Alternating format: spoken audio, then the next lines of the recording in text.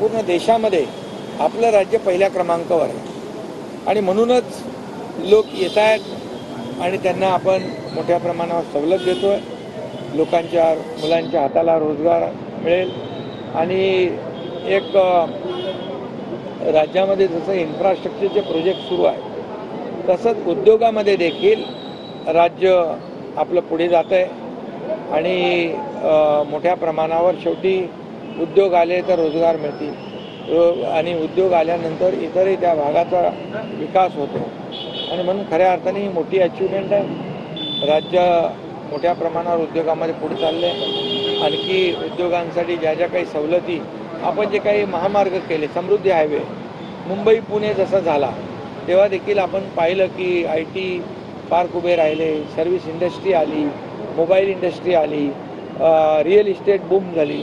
तसं आता समृद्धी हायवे जो आहे आता त्याच्या देखील पार नागपूरपर्यंत बुलढाणा